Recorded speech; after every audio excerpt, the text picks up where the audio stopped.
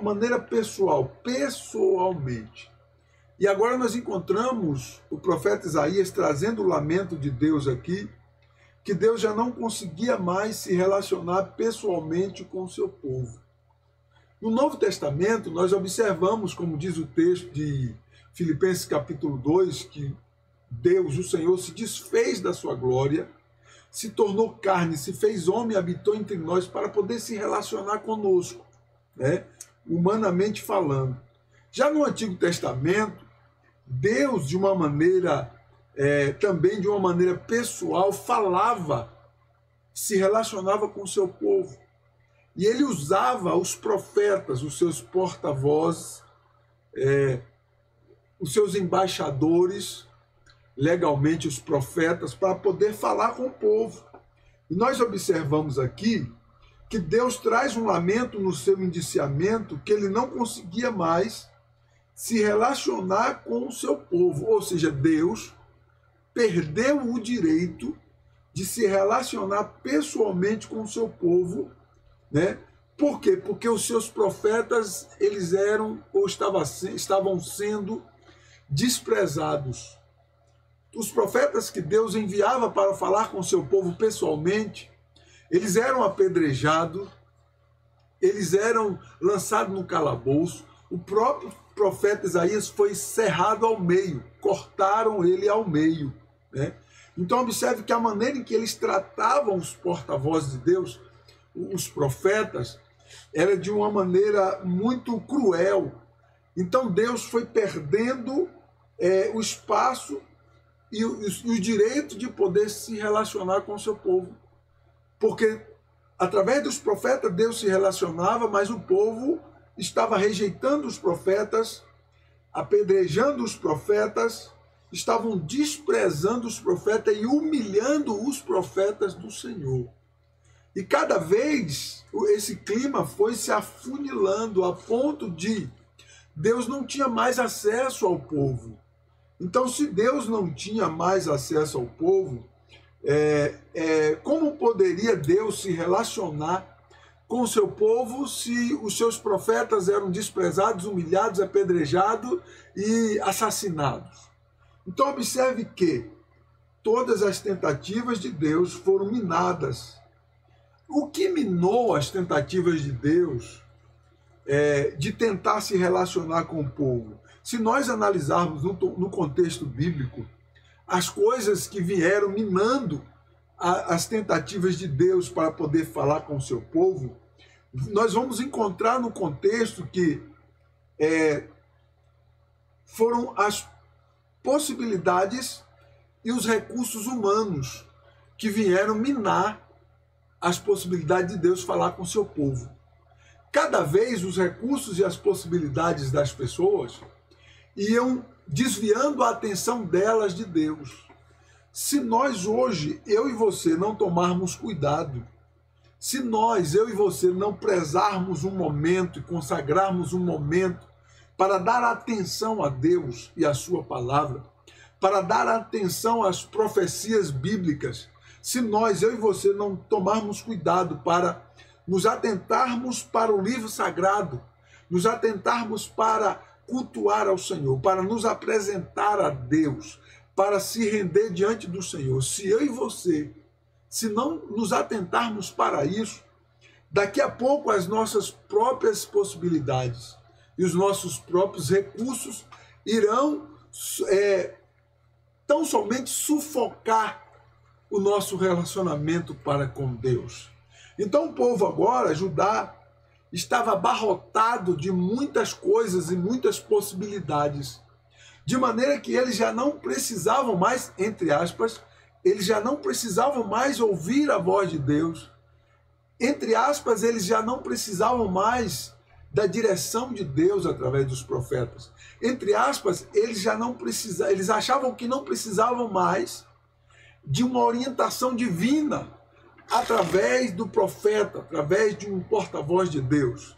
Eles estavam tão abarrotados com seus próprios recursos humanos e as suas próprias possibilidades que já não tinha mais espaço entre eles para que se lembrar de Deus, se voltar para Deus.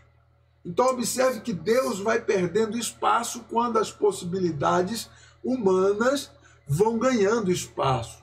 É por isso que eu e você, igreja eleita do Senhor, que estamos aguardando o arrebatamento, eu e você precisamos ficar atentos, porque as possibilidades ao nosso redor são variadas, são diversas.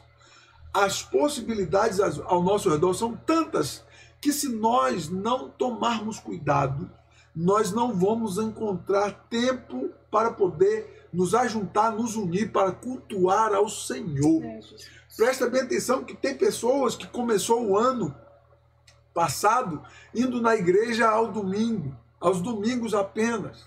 E aí depois, hoje ela não tem mais força de ir para a igreja.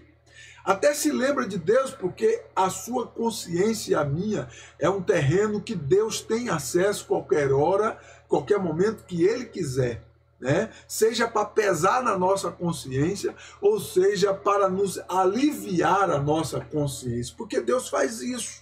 Bendito seja o nome do Senhor por isso. Então, veja bem, nós precisamos ficar atentos, porque as possibilidades são diversas, são milhares delas. E cada dia mais as possibilidades vêm aumentando. Mas entenda uma coisa, Deus, Ele não mudou. Deus continua querendo se relacionar conosco. Deus continua se esforçando para falar conosco. Deus continua ministrando sobre as nossas vidas através da sua poderosa palavra. Glória a Deus. Nós temos a Bíblia. Nós temos a palavra de Deus, a maior profecia é a palavra de Deus, a maior autoridade é a palavra de Deus.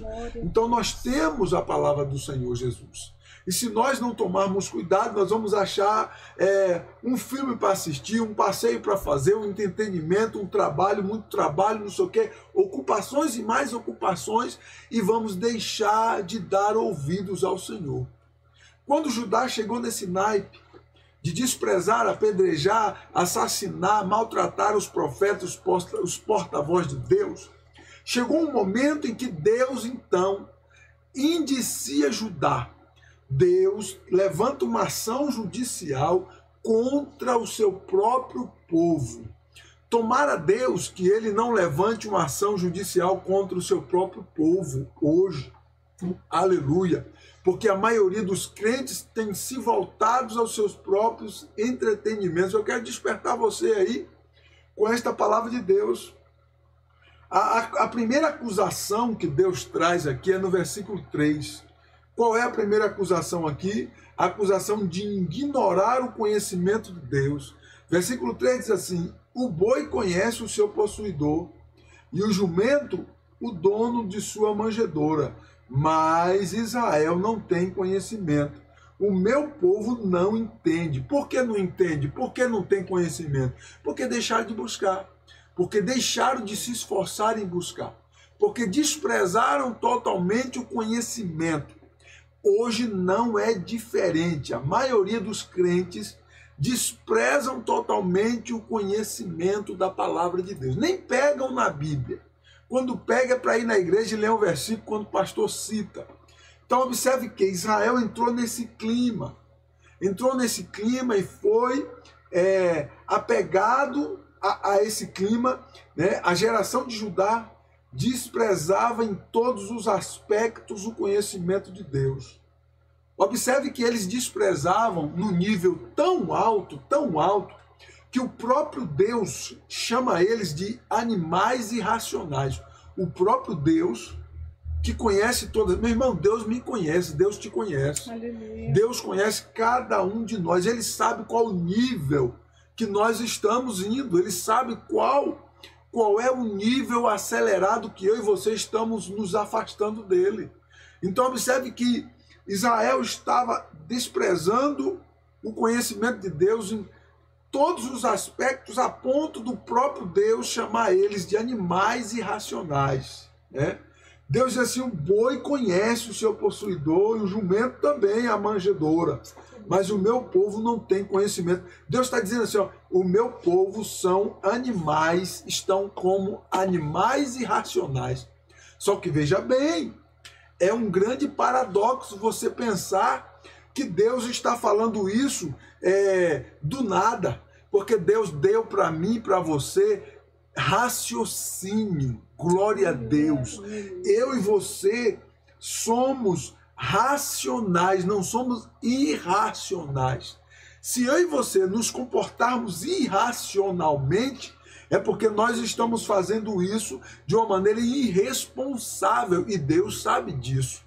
Então observe que quando Deus chama e levanta uma ação judicial contra o seu povo, é porque o povo estava agindo como animais irracionais, mas não eram animais irracionais.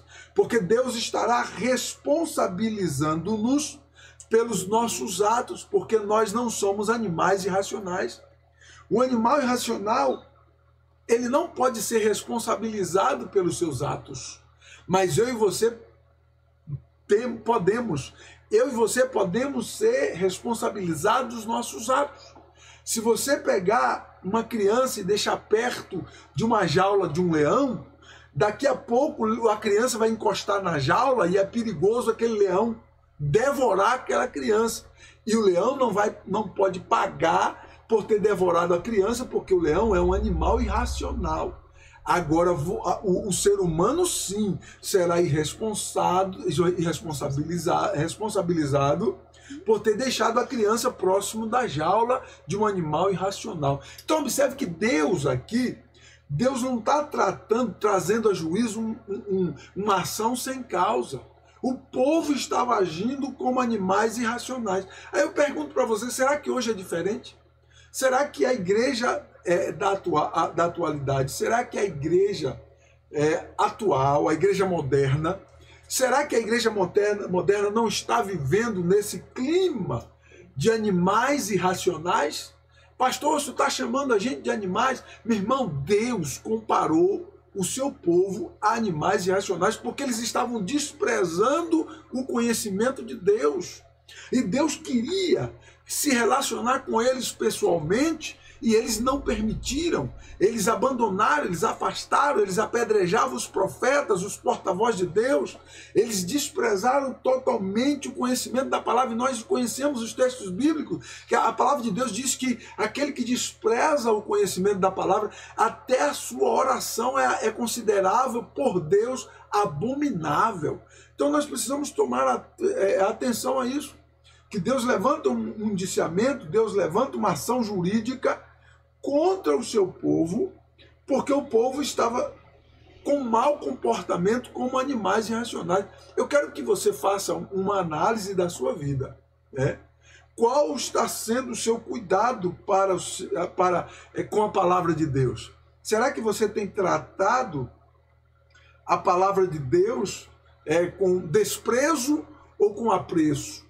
O texto de Provérbios 28, versículo 9 diz assim: o que desvia os ouvidos de ouvir a lei, de aprender a lei, a palavra, até a sua oração será abominável.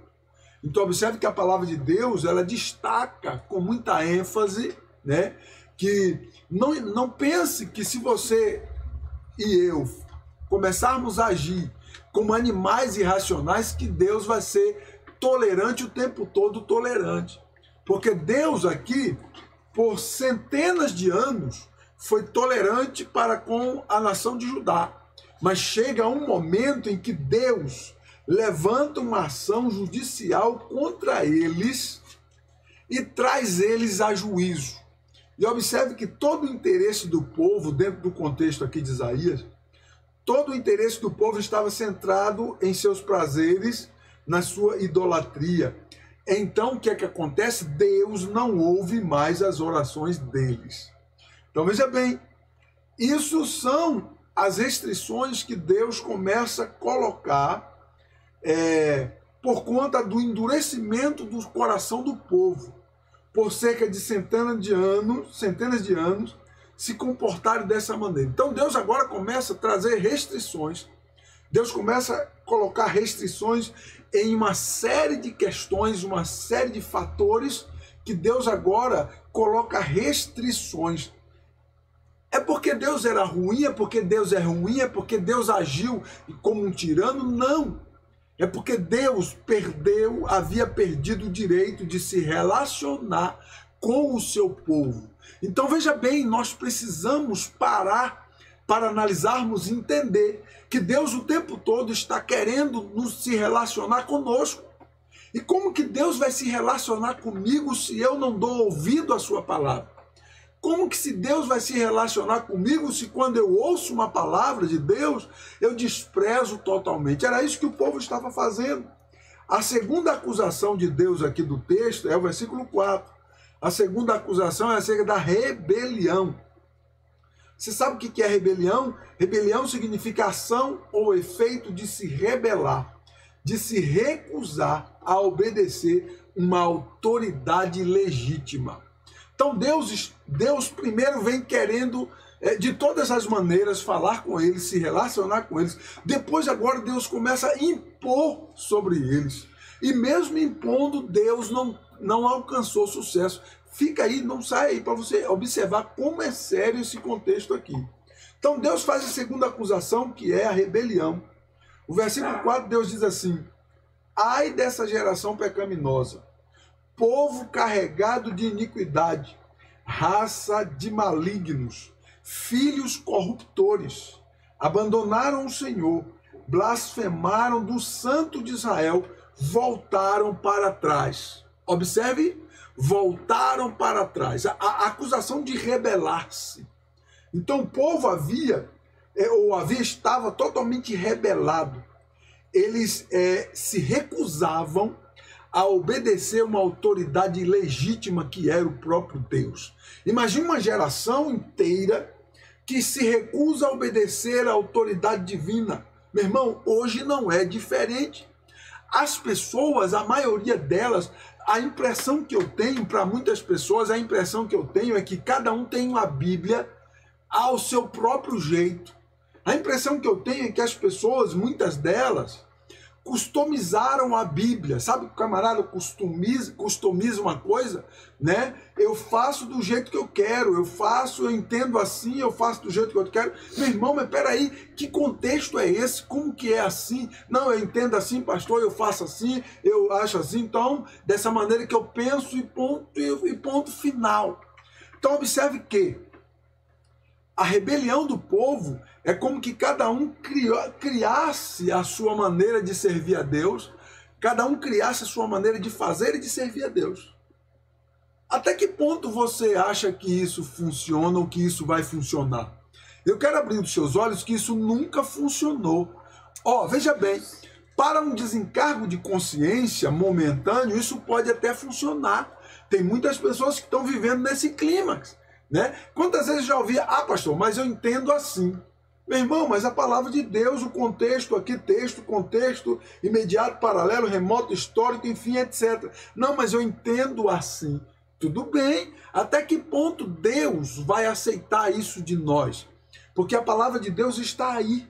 E ao invés de nós obedecermos a palavra de Deus, ficamos customizando ao nosso modo, ao nosso jeito, a palavra de Deus. Deus nunca aceitou isso e ele também não vai aceitar isso porque ele não mudou, né?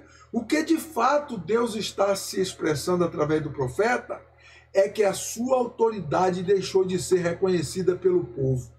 Então veja bem, quando a autoridade de Deus, da sua palavra, deixa de ser reconhecida pelo povo, meu irmão, significa que nós estamos com um grande problema em pauta para ser resolvido. E esse grande problema em pauta pode atrair uma ação judicial de Deus contra o seu próprio povo. Por isso que nós precisamos prestar bem atenção, né? Judá estava pior que os ninivitas. Judá estava muito pior do que os ninivitas. Lembra dos ninivitas? Quando o profeta Jonas anuncia que eles tinham 40 dias para poder se arrepender e se voltar para Deus, porque senão seriam destruídos. A Bíblia diz que eles se arrependeram, buscaram a Deus, né? E Deus então resolve tirar a ação judicial. Deus resolve revogar a ação judicial que ele havia levantado contra a cidade de Nínive.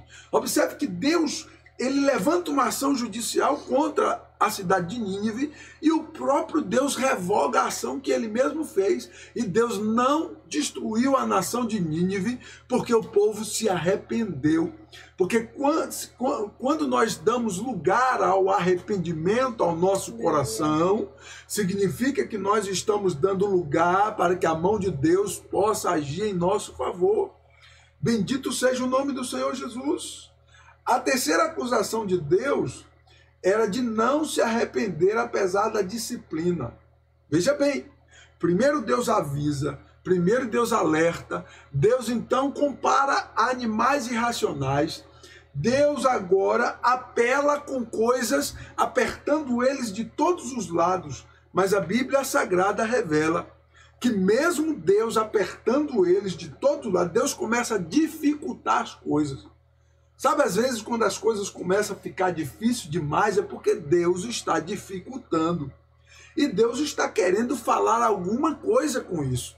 Nada que Deus faça em nossa vida é por acaso. E Deus sabe como tratar comigo, Deus sabe como tratar contigo. Deus sabe como chamar a nossa atenção. Deus sabe como nos colocar de joelho. Deus sabe trabalhar em nossa vida. Então observe que a terceira acusação aqui era que do povo não se arrepender, apesar da disciplina que Deus havia imposto sobre eles. Olha o que diz os versículos 5 ao versículo 8. Olha a narrativa do texto, diz assim: porque haveis ainda de ser feridos, visto que continuais em rebeldia? Toda a cabeça está doente e todo o coração enfermo. Desde a planta do pé até a cabeça não há nele coisa sã. São feridas, contusões e chagas inflamadas, umas e outras não espremidas, nem atadas, nem amolecidas com óleo. A vossa terra está assolada, as vossas cidades consumidas pelo fogo, a vossa lavoura os estranhos devoraram em vossa presença, e a terra se acha devastada como uma subversão de estranhos. A filha de Sião é deixada como chorça na vinha, como palha no pepinal, como cidade sitiada. Olha isso, observa essa narrativa de Deus aqui. Deus está dizendo assim, não adianta corrigir vocês mais. Deus começa a trazer para o povo, e agora ele deixa de comparar o povo a animais irracionais, e começa a comparar o povo a feridas podres, abertas, sem espremer, tudo cheio de pus. Deus estava dizendo assim, olha, vocês estão agora sem possibilidade de cura. Observe que Deus nunca abandona alguém por nada e de nada. Quando Deus chega a virar as costas para alguém, é porque esse alguém já ultrapassou os limites de Deus. Presta bem atenção nesta palavra, porque existem limites que eu e você precisamos ficar atentos a esses limites. Nós não podemos ficar brincando com Deus. Nós não podemos ficar brincando com o pecado. Porque vai chegar um momento que de repente você vai se dar muito mal com todo esse contexto de brincadeira que você está levando. Então, olha o que Deus fez para chamar a atenção do povo. O que Deus fala aqui é o que ele já havia feito para chamar a atenção do povo. Olha só, eu vou traduzir para você, porque a vez eu de ainda continuar ferindo vocês, vendo que continua em rebelião. Olha só, Deus começa a tirar a saúde, toda a cabeça está doente e todo o coração enfermo. Deus começa a tirar a saúde do povo. Deus começa a enviar enfermidades no meio deles. Mas ainda assim eles não se voltam para Deus, eles não deixam de se rebelar. Aí Deus, desde a planta do pé até a cabeça não há neles coisa sã. Então o povo estava doente, né? E Deus compara eles a feridas abertas. Aí diz assim, a vossa terra está assolada, e as vossas cidades consumidas pelo fogo, as vossas lavouras, os estranhos devoram a vossa presença, e a terra se acha devastada como uma subversão de estranho. Olha o que Deus fez. Deus entregou eles na mão dos inimigos. Deus entrega eles na mão dos inimigos. As fazendas foram tudo devastadas, destruídas, colocado fogo às cidades, as casas deles todas foram tudo botadas. Deus entregou eles nas mãos do inimigo. Aí o último versículo diz assim: a filha de Sião é deixada como a choça na vinha, como palhoça no pepinal, como cidade sitiada. Nós observamos no contexto aqui de Isaías que os babilônicos, eles cercaram a cidade de Jerusalém. Eles cercaram por 3 anos. O cerco de Jerusalém durou cerca de 3 anos. Ninguém entrava e ninguém saía da cidade. Eles foram morrendo pouco a pouco de fome. Eles fizeram canibalismo ali dentro, comiam as próprias crianças que aquelas mulheres geravam. Eles chegaram às lástimas. Eles chegaram ao pior que você possa imaginar. Mas Deus está dizendo, ainda assim não deixaram de se rebelar. Sabe o que é que Deus fez? Deus fala assim: eu desisto de provar vocês. Eu desisto. Porque não adianta provar, porque o coração está endurecido a ponto de não querer se voltar para Deus. Meu irmão, presta bem atenção. Porque o ser humano, ele é capaz disso. Eu e você precisamos ficar atentos com o alerta de Deus nessa palavra. Porque o ser humano pode endurecer o coração para Deus a ponto de se tornar irreversível. Deus aqui coloca o povo na prova, uma prova de fogo, uma coisa horrível. Deus entregou eles mesmo, mas ainda assim eles não se renderam. E o próprio Deus diz assim: eu não vou continuar provando mais vocês, porque não adianta. Deus agora entrega eles ao cativeiro, vira as costas e deixa o tempo sarar eles. O tempo destruir aqueles que eram para morrer, e Deus agora restaurar uma nova geração daqueles que vinham surgir da opressão do cativeiro. Presta bem atenção, que não foi do nada que Deus rejeitou aquele povo. O indiciamento de Deus, a ação judicial de Deus contra o seu povo, foi por consequência de efeitos catastróficos com relação à fé, com relação à religião, com relação à fé. O povo verdadeiramente abandonou tudo isso para viver na idolatria e nos prazeres sensuais. Eu quero que você entenda que nem mesmo as terríveis consequências que Deus havia enviado estavam fazendo o povo se voltar para Deus. Estava acontecendo um efeito contrário. Quanto mais Deus apertava, mais o povo endurecia o coração para Deus. Você vê isso, como isso é terrível. Quanto mais Deus aperta, mais o povo endurece o coração. O texto demonstra o estado deplorável em que uma nação pôde chegar por se afastar de Deus. Um estado sem qualquer possibilidade de cura. Entenda uma coisa, não podemos ignorar os sinais, as revelações de Deus ao nosso redor. Como igreja, devemos estar aguardando o arrebatamento, prontos para morar no céu. Somos uma geração eleita, um povo adquirido para a glória do Senhor Jesus. Agora presta bem atenção, meu irmão, quero que você fique bem atento. Não ignore os sinais ao seu redor. Quando os sinais são ignorados, a pessoa pode chegar ao ponto que chegou a nação judaica. O povo pode chegar ao ponto que chegou a nação judaica. Quando nós ignoramos os sinais ao nosso redor, nós vamos ficando conivente com tudo aquilo que está errado.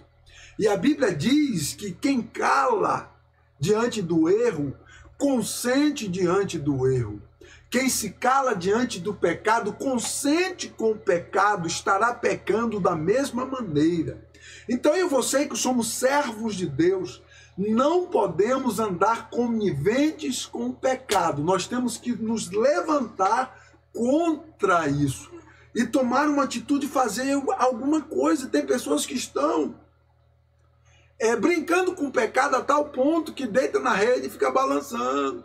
Não faz nada, absolutamente nada para resolver a questão. Meu irmão, Deus sabe que eu e você somos pecadores, mas não podemos ficar deitados na rede balançando. Nós temos que todo dia correr aos pés do Senhor.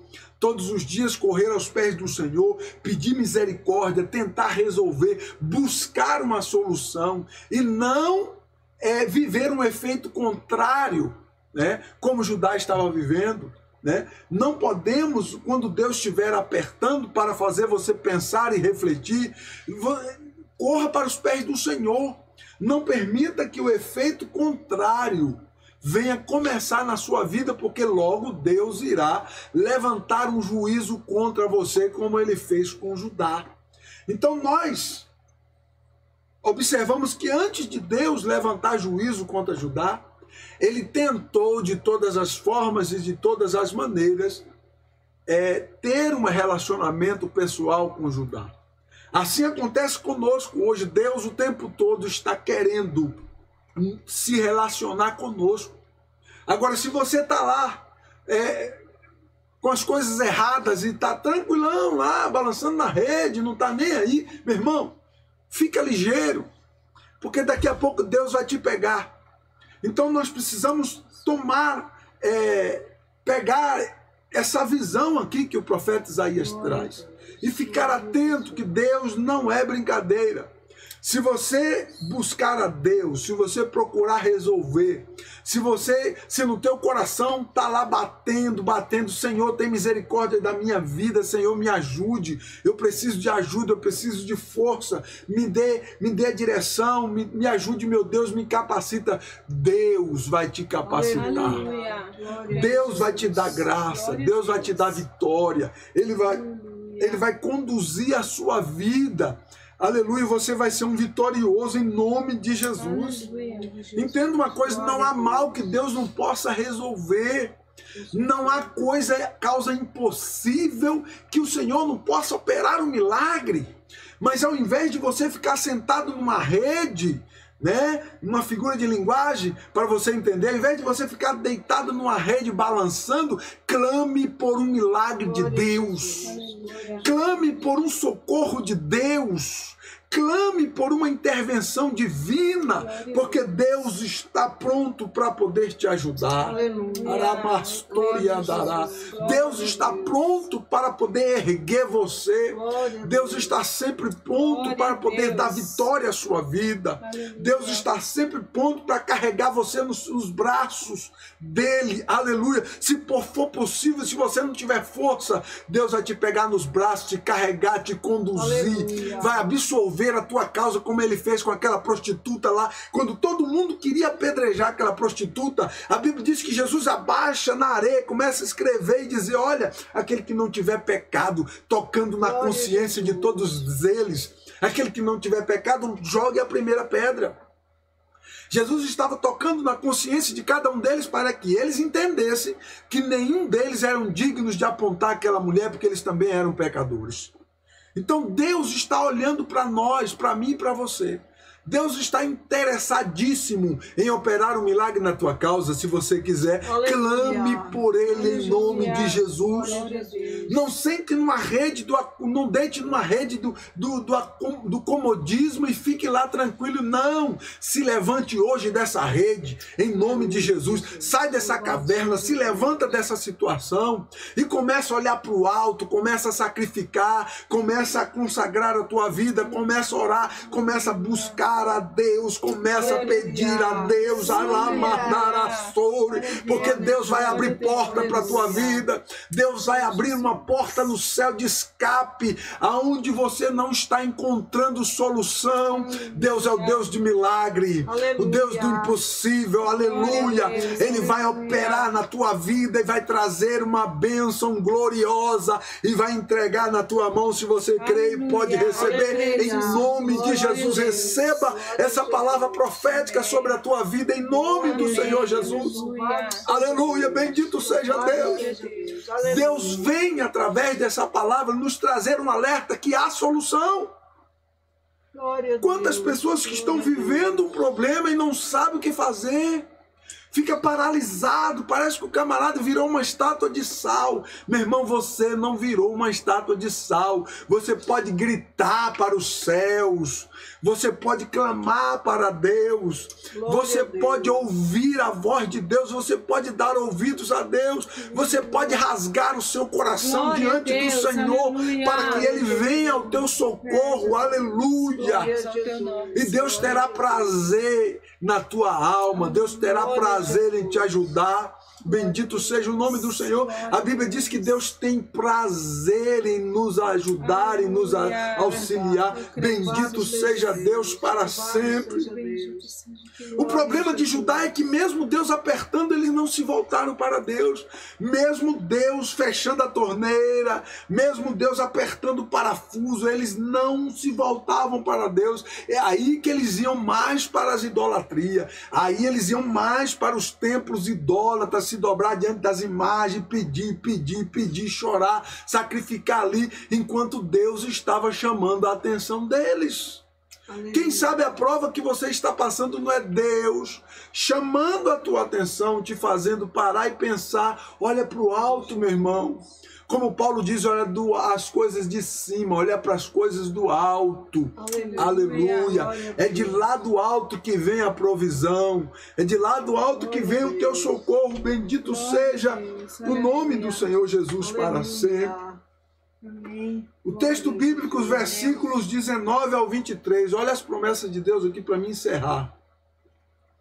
Para você entender que a intenção de Deus nunca foi de levantar um juízo contra o seu povo e destruir todos eles no cativeiro e fazer uma nova geração. Não, nunca foi essa a intenção de Deus. Os versículos 19 ao 23 de Isaías 1 diz assim: se quiseres e me ouvires, comereis o melhor dessa terra. Mas, se recusardes e fores rebeldes, sereis devorados à espada, porque a boca do Senhor o diz.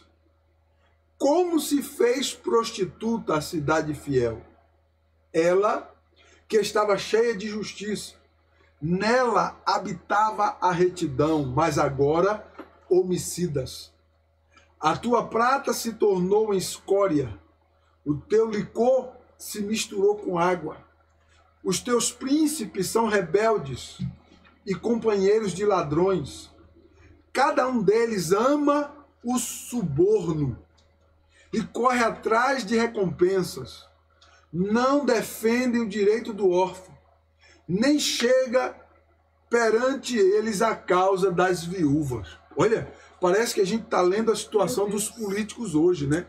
Que o cara fica bonzinho e aí quando o povo elege ele, coloca ele lá, ao invés dele representar o povo e olhar e temer a Deus, ele vira uma coisa terrível, né? Que não honra o cargo que Deus colocou na mão dele.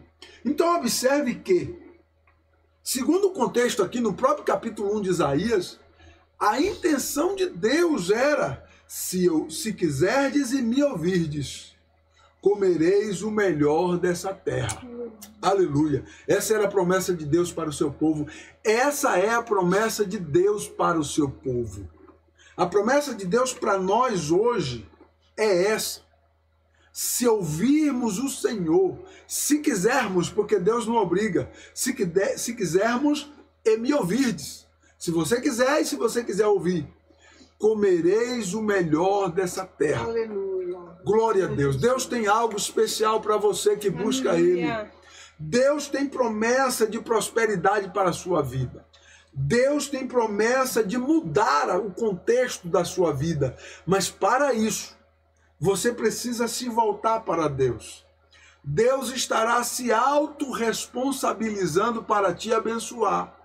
Se você se voltar para Ele e consagrar a sua vida a Ele, viver para Ele, para a glória dEle, bendito seja o nome do Senhor Jesus para sempre.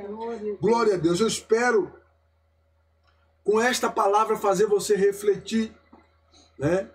E eu quero convidar você a voltar para Cristo, meu irmão. Volte para Deus.